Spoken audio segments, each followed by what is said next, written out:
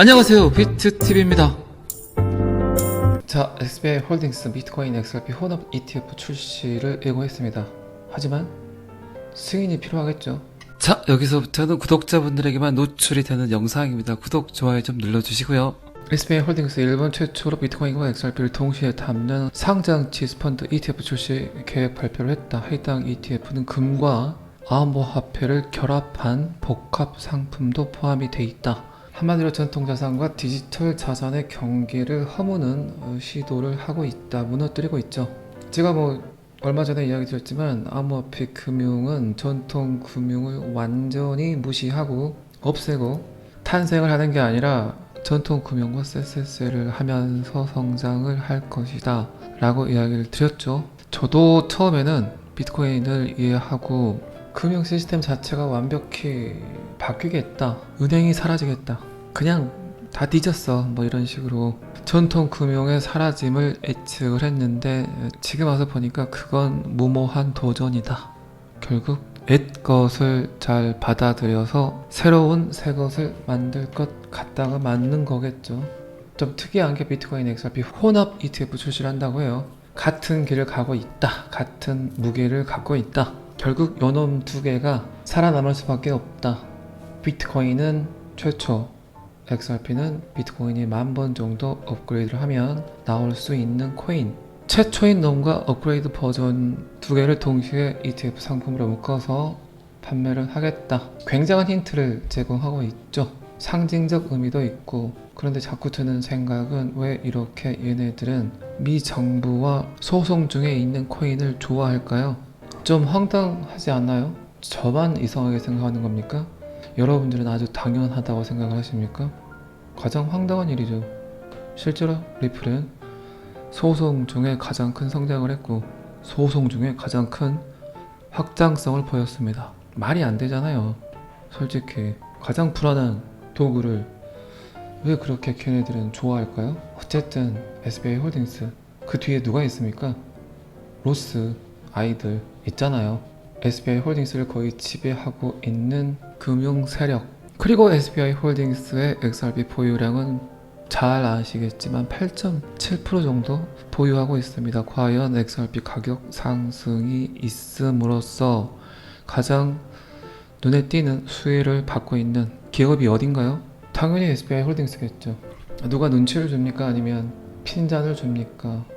잘 만든 코인 하나가 특정 기업, 특정 국가를 어떻게 성장시키는지 여러분들도 잘 봐보세요. 우리나라 은행들도 아직 발표는 하지 않았지만 충분히 XRP를 갖고 있을 거라 생각을 합니다.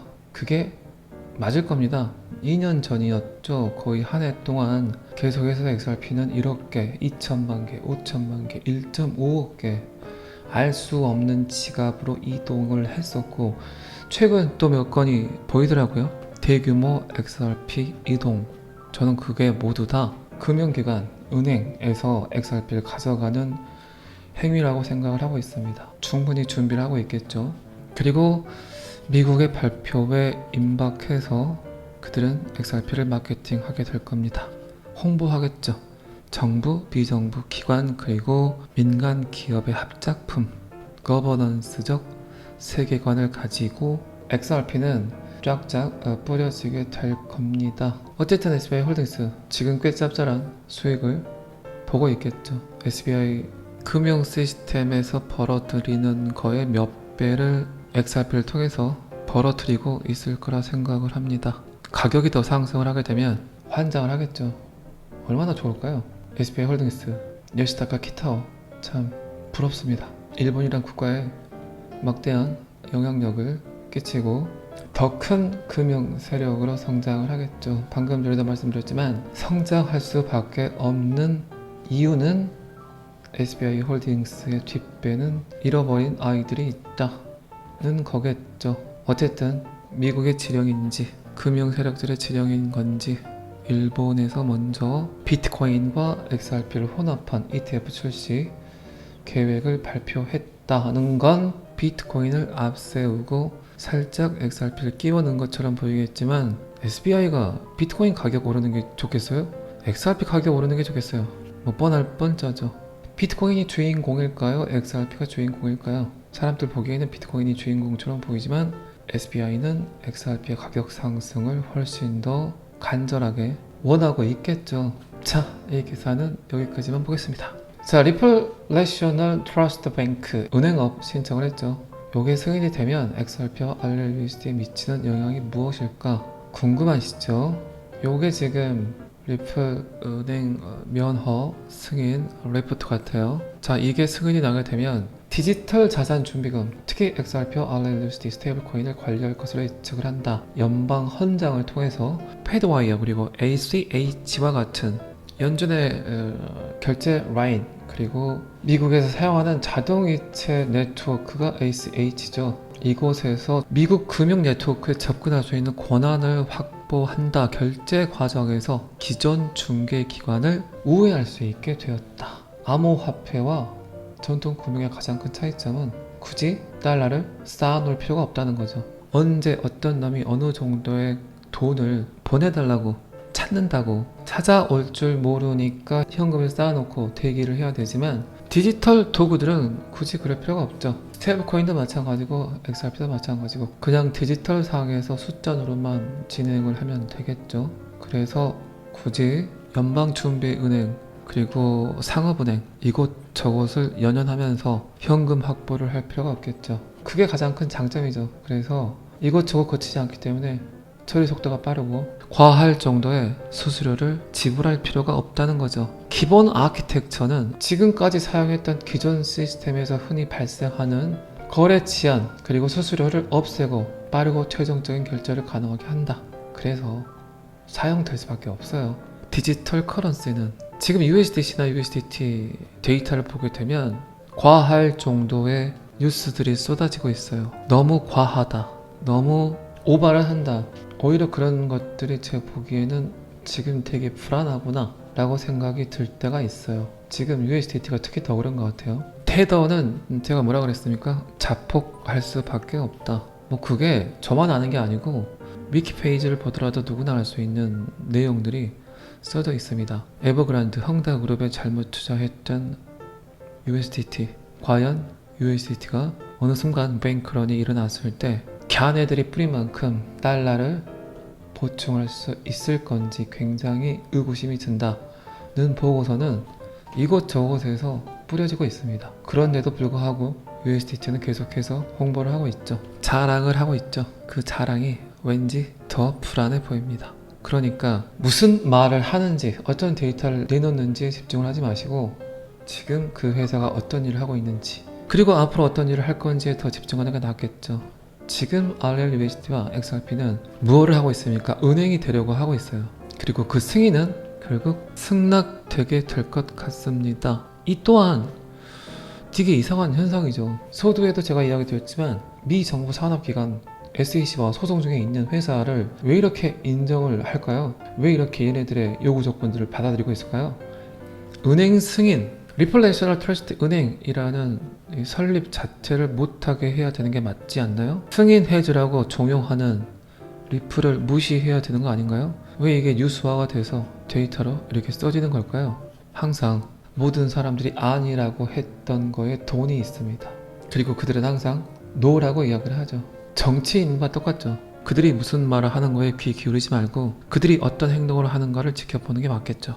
자, 리플 내셔널 트러스트 은행의 설립은 리플의 광범위한 재무 전략의 토대가 될 것이다. XRP를 위한 기관 유동성 풀이 구축이 되고 안정적인 RLUSD 준비금 유지를 한다. XRP를 위한 유동성 풀 구축, 안정적인 스테이블코인 준비금 유지. 그래서 XRP와 RLUSD는 뗄래야 뗄 수 없는 관계죠. 살짝 어떤 게 상상이 되십니까? RLUSD의 담보금이 XRP로 설정이 되지 않을까란 아주 그냥 깜찍한 추측을 할 수 있겠죠. 그렇게 된다면 기존 은행을 거치지 않고도 은행 간 실시간 지불이 가능하다. 24시간 연중 무휴 글로벌 결제 프레임워크 지원이 가능하다. 근데 이 모든 프로그램을 누가 지금 하는 것처럼 보인다? 언더 파이낸스, 블랙록, 미 재무부 채권, 그리고 FPC, 더 빠른 결제위원회, 미 연준의 태스크포스 그곳에 지금 리플이 참여를 하고 있다. 디지털 달러 프로젝트, 디지털 유로 어소시에이션, 디지털 파운드 파운데이션, XRP, 리플, MIT 참 여러 번 이야기를 드렸습니다. 어쨌든 이런 드라마틱한 시나리오가 승인이 된다면 리플은 법정 화폐를 RLUSD로 직접 환전할 수 있게 된다. 알게 모르게 여러분들이 눈치채지 못하게 얘네들은 움직이고 있다는 거죠. 자, 거래 은행에 대한 의존도를 줄이고 방금 제가 말씀드렸죠. 거래 확정성을 확보하면서 비용 효율적인 이체를 가능하게 한다. 아무래도 들리는 곳이 적으면 돈을 세이브 하겠죠. 이것저것 거치는 수수료를 빼고 다이렉트로 소비자에게 뿌려진다면 얼마나 편리하겠어요. 이를 통해 XRP 브릿지 자산 역할을 강화하고 RLUSD의 결제 효용성을 향상시킬 것이다. 그제 제가 라이브를 했었죠. 오랜만에 전체 공개 라이브를 했을 때 요 이야기를 했습니다. 결국 RLUSD 담보 설정이 XRP로 돼야만 1XRP가 $10,000가 가능하다. 그냥 갖고만 있어도 매일매일 여러분들에게 황금 십자가 골든 크로스가 다가갈 것이다. 근데 점점 그렇게 하려고 하는 것 같습니다. 자, 기관급 안전장치를 제공해서 보관, 규정 준수 및 리스크 측면에서 새로운 기준을 수립할 수 있도록 할 수 있다. 리플의 제출 자료의 기밀 부분에는 유동성 파트너십, 연준 시스템 통합, 패드와이어, 그리고 디지털 금융의 장기적 확장과 관련된 전략 계획이 포함될 것으로 예측을 한다. 다 먹으려고 하고 있어요. 모든 걸 그냥 XRP 리플에서 처리하고 움직이고 뿌려지고 님도 보고 뻥도 따고. 자, 어쨌든 이런 리플의 움직임은 무엇을 하려고 하냐. 미래 글로벌 자금 이동을 뒷받침할 디지털 레일을 구축하고 있다. 디지털 레일을 구축을 해서 전세계 모든 사람들에게 사용하게 해서 그들은 전세계 모든 사람들의 소비를 보려고 하겠죠. 그래야만 인류에게 다가온 모든 위험 요소들을 제거할 수 있다고 그들은 생각하고 있습니다.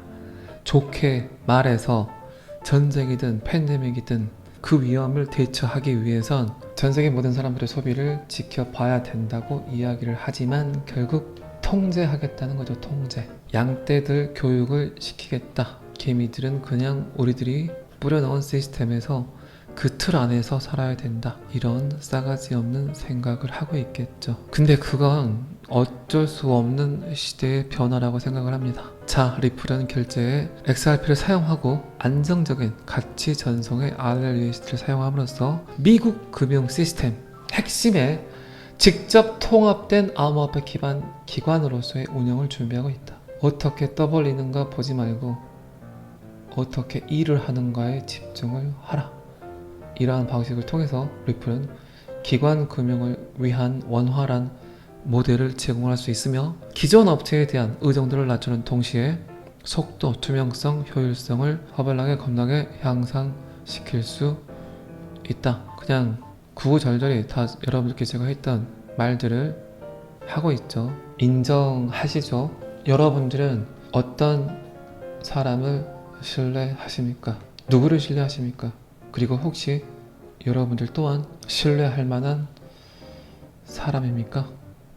자, 또 불금입니다. 불금. 너무 덥고 비도 많이 오고 퇴근하시고 빨리빨리 집에 귀가하셔서 가족분들과 편안한 주말 맞이하시기 바랍니다. 잘 아시겠지만 비트TV는 제 영상을 시청하시는 모든 구독자분들이 XRP를 통해서 비트TV를 통해서 허벌나게 겁나게 돈 많이 버시길 기원합니다. 오늘은 여기까지 하겠습니다. 구독과 좋아요는 항상 저를 너무너무 힘나게 합니다. 감사합니다. 비트TV였습니다.